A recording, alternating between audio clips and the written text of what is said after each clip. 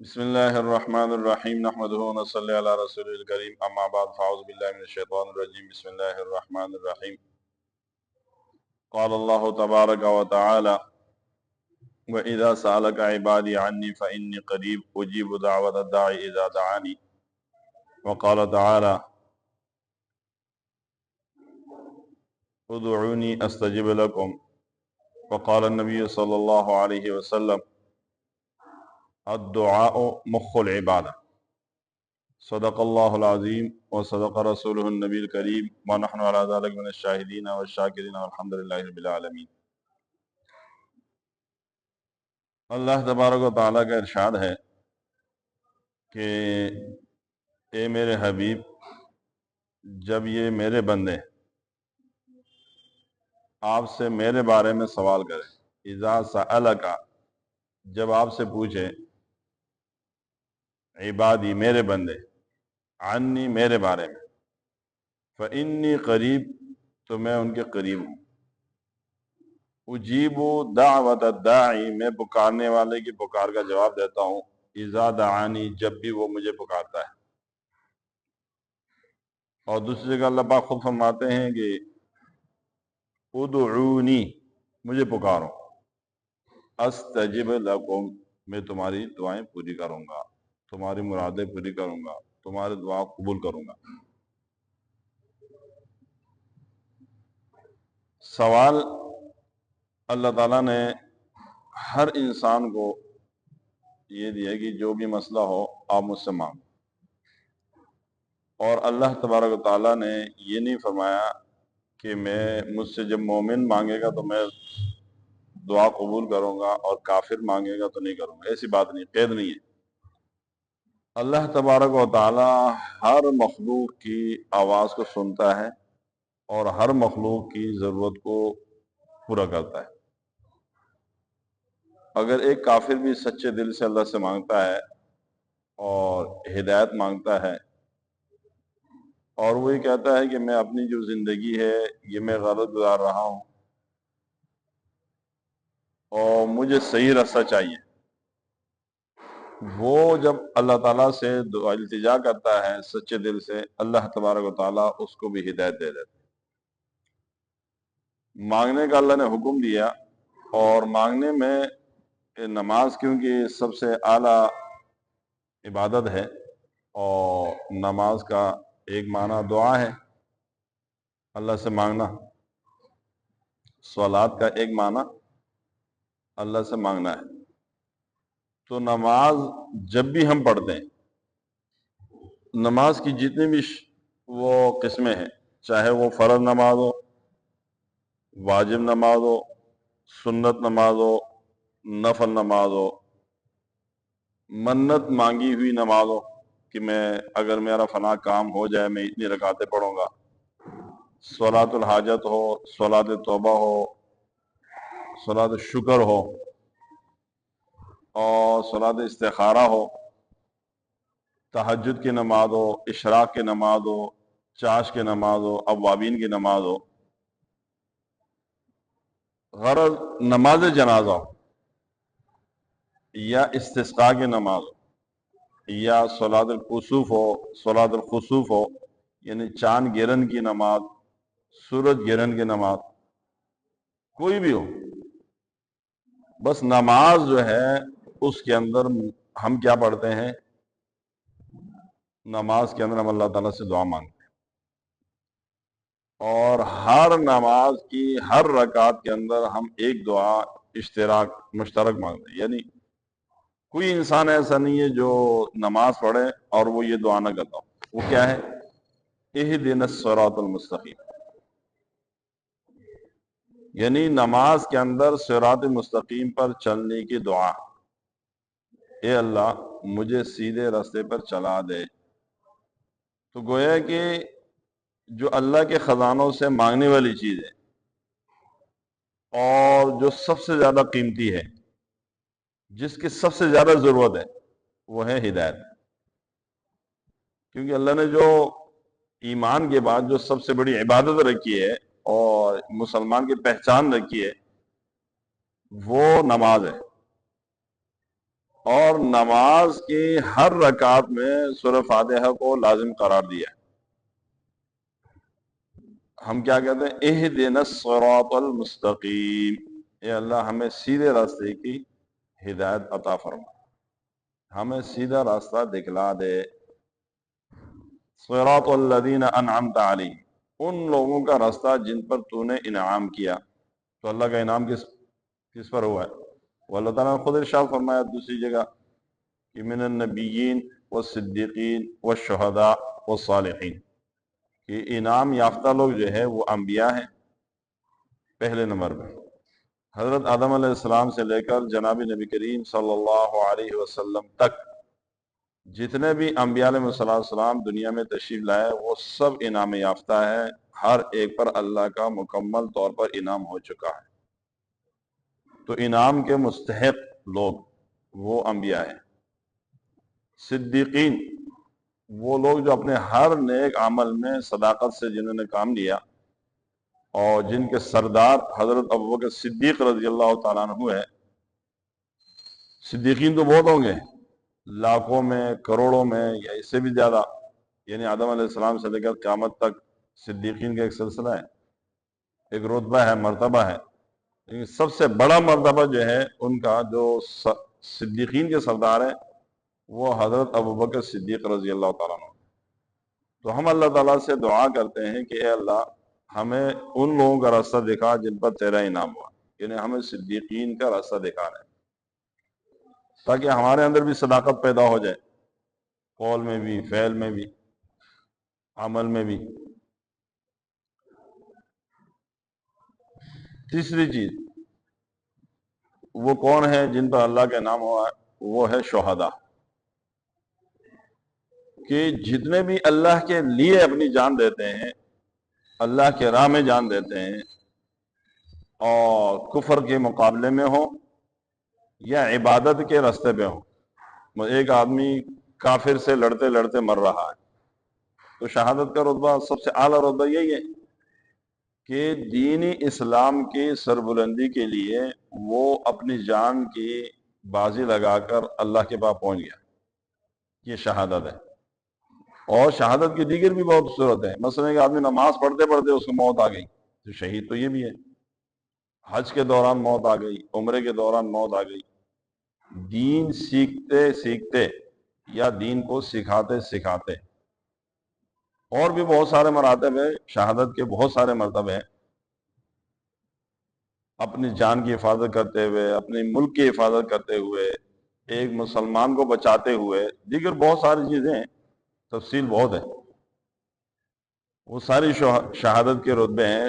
تو اے اللہ ہمیں وہ راستہ دکھا دے جو شہید کا راستہ ہو، اور اعلیٰ درجہ سب سے شہادت اصل معنی یہی ہے کہ اللہ کے اعلیٰ کلمت اللہ، اللہ کے کلمے کو بلند کرنے کے لیے اپنا مال، اپنا جان، یعنی مال لگایا اور اپنی جان بھی لگا دی، وقت بھی خرچ کر دیا۔ تو جان جب دے دی تو یہ سب سے بڑا رتبہ ہے، شہادت۔ اور چوتھی دعا جو ہم مانگتے ہیں اللہ تعالیٰ سے، جو کن لوگوں کا راستہ؟ والصالحین، یعنی 14 لوگ، یہ اللہ نیک لوگوں کا راستہ۔ حضرت آدم علیہ السلام کے زمانے سے لے کر نبی کریم صلی اللہ علیہ وسلم تک جتنے نبی آئے اور جنہوں نے نبی کی بات مانی اور اسی پر کاربن رہتے رہتے اسی نیک اعمال کے ساتھ اس نبی کی پیروی کرتے کرتے دنیا سے چلے گئے، یہ صالحین کہلاتے ہیں، نیک لوگ کہلاتے ہیں۔ تو اللہ تبارک و تعالیٰ سے ہم نماز میں یہ دعا کرتے ہیں، اور ایک اور بچنے کی بھی دعا کرتے ہیں،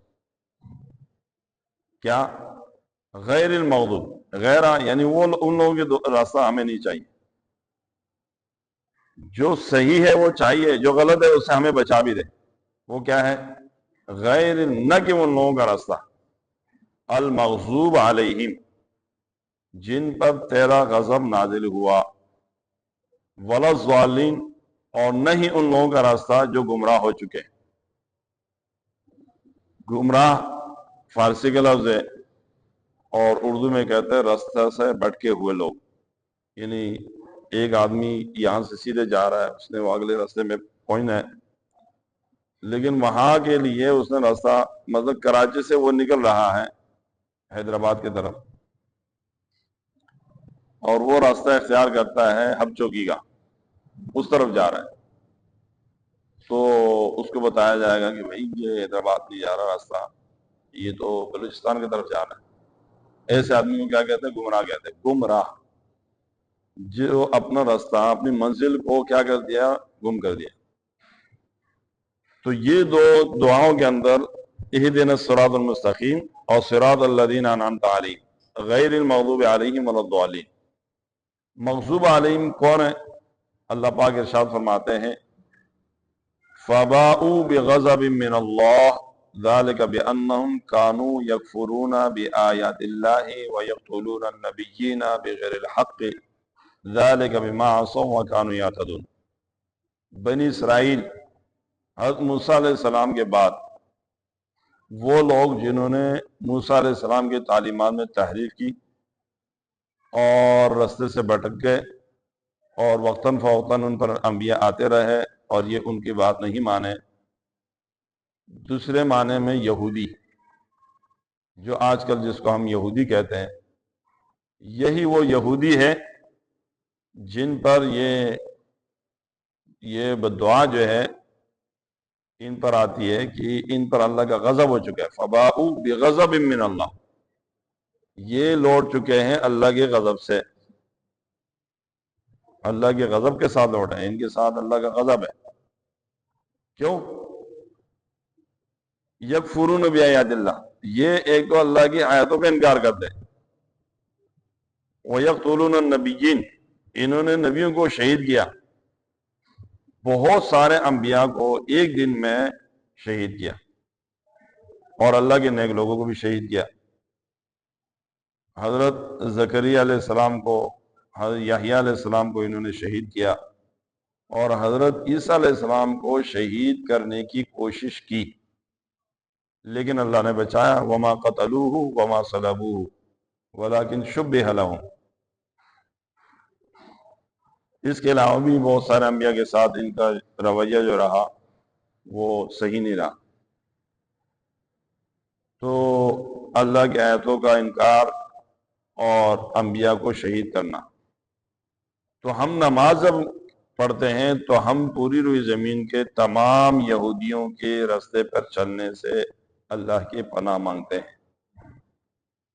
اور وہ گمراہ لوگ کون ہیں؟ وہ عیسائی ہیں، یعنی جو لوگ حضرت عیسیٰ علیہ السلام کو مانتے تھے، اور ان کے ماننے میں جنہوں نے کیا کر دیا؟ غلطی کر دی ہے، جس دعا میں بہت سارے معنی آ جاتے ہیں۔ تو آپ صلی اللہ علیہ وسلم نے ہمیں موقع محل پہ یہ سکھائیے، اور اللہ تعالیٰ نے قرآن میں آدم علیہ السلام کی دعا، ابراہیم علیہ السلام کی دعا، نوح علیہ السلام کی دعا، موسیٰ علیہ السلام کی دعا، یعنی داؤد علیہ السلام کی دعا، تمام انبیاء کی جو مانگی ہوئی دعائیں، زکریا علیہ السلام کی دعا، اور ہر جلیل القدر نبی کی مانگی ہوئی دعا، وہ اللہ تعالیٰ نے اس کا ذکر قرآن میں کر دیا، اور اللہ تعالیٰ نے ہمیں وہ دعائیں سکھا دی، بتا دی۔ تو ہم نماز کے اندر تشہد میں جب بیٹھتے ہیں تو وہ صرف ایک دعا پہ اکتفا نہ کریں کہ رب اجعلنی مقیم الصلاۃ یا ربنا آتنا فی الدنیا حسنہ۔ امام کے ساتھ ہو تو آپ کوئی بھی دعا پڑھ سکتے ہیں، مختصر بھی پڑھ سکتے ہیں، اللہم اغفر لی، یہ بھی دعا ہے، یہ بھی پڑھ سکتے ہیں۔ لیکن جب اپنی ذاتی نماز ہو، انفرادی نماز ہو، جس میں آپ امام کے پابند نہیں ہیں، آپ اپنی مسجد سے سلام پھیرتے ہیں، تو اس میں آپ 10 دعا، 20 دعائیں، 30 دعائیں، 15 منٹ کی، 20 منٹ کی، آدھا گھنٹے کی دعا مانگ سکتے ہیں۔ سجدے میں بھی مانگ سکتے ہیں، نفل نمازوں کے اندر سجدے میں دعائیں مانگ سکتے ہیں، لمبی لمبی رکوع میں مانگ سکتے ہیں۔ تو یہ تو دعائیں جتنی مرضی مانگیں۔ اس لیے دعا جو ہے وہ کیا ہے، اور دنیا کی ہر چیز، جتنی طاقتیں، وہ اللہ کی بات، مخلوقات کی جتنی قوت و طاقت، یعنی کائنات کی طاقتیں جہاں ختم ہوتی ہے، وہاں سے دعا کی طاقت شروع ہوتی ہے۔ تو دعا مرکز ہے اور مومن کا ہتھیار ہے۔ سب سے بڑا ہتھیار مومن کا کیا ہے؟ وہ اللہ کو پکارنا۔ اور ایک دعا ہے جس کو کہا جاتا ہے اسم اعظم۔ اسم اعظم کے ذریعے سے اللہ سے جو بھی مانگا جاتا ہے اللہ قبول کرتا ہے، جو بھی مانگو اسم اعظم۔ اب اسم اعظم ہے کیا یہ؟ یعنی اللہ سے جب بھی مانگو، جس وقت بھی مانگو، جس حال میں، بس اسم اعظم کے ذریعے سے جو دعا مانگو وہ اللہ قبول کرتا ہے۔ اس میں روایت میں آتا ہے کہ وہ الہکم الہ واحد لا الہ الا هو الرحمن الرحیم، یہ اسم اعظم ہے۔ آیت الکرسی اسم اعظم ہے، قل هو اللہ احد اسم اعظم ہے۔ بہت ساری دعائیں، لیکن ایک بزرگ کے بارے میں آتا ہے، انہوں نے کہا کہ میں اللہ سے بڑی دعائیں کرتا رہا، بہت زیادہ، یا اللہ مجھے اسم اعظم سکھا دے، مجھے اسم اعظم سکھا دے، مجھے اسم اعظم سکھا دے۔ تو وہ کہتے ہیں کہ ایک دفعہ میں لیٹا ہوا تھا تو مجھے ونودگی آئی، یعنی میں سو گیا اور میں نے خواب میں دیکھا کہ دو آدمی آئے، ایک نے دوسرے سے کہا تجھے اسم اعظم سیکھنا ہے؟ تو نے کہا بالکل مجھے تو سیکھنا ہے۔ تو اس نے کہا تو اللہ تعالیٰ کو ایسے پکارو جیسے کہ بہت بڑا سمندر ہو جس کا کوئی کنارہ نظر نہ آتا، اور اس کے اندر وہ ایک بندہ سفر کر رہا ہو کشتی میں سمندر کے اندر، اور وہ طغیانی آ جائے اور وہ کشتی ٹوٹ جائے، اور اس آدمی کی بچنے کا کوئی سہارا نہ ہو، یعنی نہ کوئی تنکا ہو، نہ کوئی لکڑی، کوئی چیز، نہ کوئی اس کو دیکھ رہا ہو، نظر نہ آ رہا۔ جس اخلاص کے ساتھ وہ اللہ کو جیسے پکارے گا اس وقت، بس اسی وقت ایسے اخلاص کے ساتھ اللہ کو جس وقت بھی پکارو گے، یہ اسم اعظم ہے۔ یعنی سچے دل سے اللہ کو کسی بھی نام سے پکارو،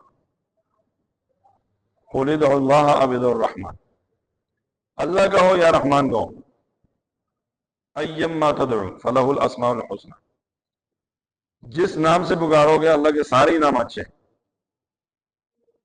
تو اس کی تخصیص نہیں ہے کہ لفظ رحمان کہو تو اللہ مانے گا، لفظ رحیم کہو تو نہیں مانگے گا، ایسا نہیں ہے۔ اللہ کو سچے دل سے جس وقت جیسے پکارو گے اللہ پکار کو پہنچ جائے گا۔ اس لیے جیسے واقعہ مشہور ہے کہ ایک بندہ، ایک ڈکیت اس کو لے کے، لمبا قصہ ہے، تو اس نے نماز کی التجا کی کہ 2 رکعت نفل پڑھنے دو، انہوں نے پڑھو، ان سب نے پڑھی ہے، کھوپڑیاں پڑھی ہوئی تھی، بہت سارے لوگ اس نے قتل کیا تھا، تو بھی پڑھ لے۔ تو اس نے نماز میں اس کی یہ آیت زبان پہ جاری ہوئی ہے، اَمَّن یُجِیبُ الْمُضْطَرَّ اِذَا دَعَاهُ وَیَکْشِفُ السُّوءَ، کون ہے وہ ذات جو ایک بے قرار کی آواز کو سنتا ہے؟ من یجیب المضطر، کون ہے وہ شخص، کون ہے وہ ذات جو مضطر، بے قرار کی بات کو سنتا ہے، حالت اضطرار والے، یعنی بے قراری کی حالت میں ہو، اذا دعاہ، جب وہ اس کو پکارے، وہ یکشف السوء، اور اس سے برائی کو دور کر دے، مصیبت کو دور کر دے، ایسا کون ہے؟ اللہ ہے۔ اس نے یہ دعا کیا پڑھی تھی کہ وہ دیکھتا ہے نماز کے اندر سامنے آسمان جو نظر آ رہا ہے اس کو، وہ اس کو پٹتا ہوا نظر آ رہا ہے، وہاں سے ایک آدمی گھوڑے پہ سوار ہے اور اس کے ہاتھ میں ایک تلوار ہے، اور وہ زمین پہ اترتا ہے اور اس بندے کی گردن اڑا کے چلا جاتا ہے۔ اس نے جلدی جلدی نماز پوری کی اور پوچھا بھائی کون ہو بھائی؟ اس نے کہا میں اس آیات کا خادم ہوں، آسمانوں پہ ہوں۔ تو جو بندہ سچے دل سے اللہ کو جب بھی پکارتا ہے اللہ اس کی مدد کے لیے فوراً ہو جاتا ہے۔ اس نے یہ کہا جو بھی مجھے اس آیت کو جو بھی پڑھے گا میں اس کی مدد کو اسی طرح پہنچ جایا کروں گا جیسے تمہاری مدد کو۔ تو اسم اعظم یعنی دعا، یہ کوئی خاص نہیں ہے کہ اللہ کا فلاں نام ہے تو وہ اسم اعظم ہے، بس سچے دل سے جس لفظ سے بھی اللہ کو پکارو گے، یا حی یا قیوم برحمتک استغیث، یہ کہو اللہ پہنچ جائے۔ یا اللہ، یا رحمان، یا رحیم، یا کریم، یا احد، یا صمد، کوئی بھی اللہ کے لیے نام کا استعمال کرو اور سچے دل سے، بیچ میں ذرہ برابر بھی کسی اور کا دھیان نہ ہو، یہاں دعا مانگ رہا ہے اور دماغ میں پڑا ہوا ہے کہ فلاں افسر میرا مسئلہ حل کرے گا، پھر یہ دعا نہیں ہے۔ جس سے مانگ رہے ہو امید بھی اسی سے ہو۔ شیخ سعدی فرماتے ہیں نا کہ ایمان کس چیز کا نام ہے کہ ہندی تلوار تمہارے سر پہ ہو اور ہیرے جواہرات تمہارے قدم کے نیچے ہو، تو جو پاؤں کے نیچے اس سے امید نہ ہو اور جو سر کے اوپر ہے اس کا خوف نہ ہو، یہی امید، یہی ایمان ہے۔ اس طریقے سے اللہ سے مانگی جائے، جب دعا مانگی جائے گی اور کسی کی طرف کوئی دھیان نہیں ہوگا تو اللہ تبارک تعالیٰ ضرور دعا قبول کرے گا۔ اللہ تعالیٰ ہم سب کو صحیح طریقے سے دعا مانگنے کی، اس کا عمل کرنے کی توفیق عطا فرمائے۔ صحیح راستے پر نہیں چلے اور اپنی طرف سے انہوں نے من گڑت واقعات ان کی طرف منسوب کر دیے۔ ایک یہ واقعہ منسوب کر دیا کہ وہ اللہ کا بیٹا ہے، اور ایک یہ بات منسوب کر دی کہ 3 خدا ہے، ایک ان میں سے ایک اللہ ہے، اور ایک یہ کہ اللہ بذات خود زمین پر اتر چکے ہیں لیکن وہ عیسیٰ کے شکل میں۔ تو یہ ان کے گمراہی والے عقائد ہیں۔ تو دنیا میں رہتے ہوئے اگر ہم نے رہنا ہے تو اہدنا الصراط المستقیم صراط الذین انعمت علیہم غیر المغضوب علیہم ولا الضالین، یہ ہم ہر نماز میں مانگتے ہیں۔ اور ہمیں معلوم ہونا چاہیے کہ جب ہم نماز کے اندر کھڑے ہو کر اللہ تعالیٰ سے یہ التجا کر لیتے ہیں تو نماز سے باہر جا کر ہم یہود اور نصارہ کی تعریف، یہ اپنے مذہب سے کیا ہے، اپنے مذہب سے بے وفائی ہے، غداری ہے۔ کہ ایک مسلمان نماز میں تو کہتا ہے کہ مجھے یہود کا راستہ نہیں چاہیے اور مجھے عیسائیوں کا راستہ نہیں چاہیے، اور نماز کے بعد جا کے اسی راستے پہ چل پڑتا ہے۔ اور عجیب بات یہ ہے کہ ہمارے ہاں ملک پاکستان کے اندر عجیب عجیب رائے قائم کی جاتی ہے کہ جی یورپ بہت اچھا ہے، انگریز بہت اچھے ہیں، اور ان کی تعریفیں کی جاتی ہے۔ ذرا اس پر نظر کی جائے کہ اس وقت فلسطین کے اندر مسلمانوں کا خون بہانے والا کون ہے؟ مسلمانوں کا خون بہانے والا کون ہے؟ وہ یہود و نصارہ ہے کہ نہیں ہے؟ اور اس سے پہلے دیگر ممالک کے اندر، ملک شام کے اندر اور عراق کے اندر، برما کے اندر، اور ہمارے پڑوس افغانستان کے اندر، بوسنیا کے اندر، اور دیگر دنیا کے اندر جو سب سے زیادہ دہشت گردی کرنے والے لوگ کون ہیں؟ آپ کو اگر ملیں گے تو یہی لوگ ملیں گے، یہود اور نصارہ۔ یہ مرکزی کردار ان کا ہے۔ باقی تو الکفر ملت واحدہ ہے، لیکن بنیادی مرکزی لوگ یہ اسلام کے دشمن ہیں۔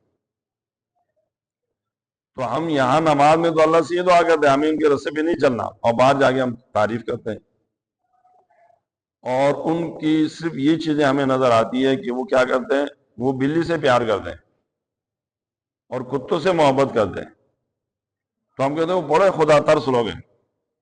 بھئی اگر خدا ترس ہے تو جس کو بلی پہ پیار آ رہا ہے اور کتے کا خیال رکھ رہا ہے، وہ ایک اشرف المخلوقات انسان کا خیال کیوں نہیں رکھا؟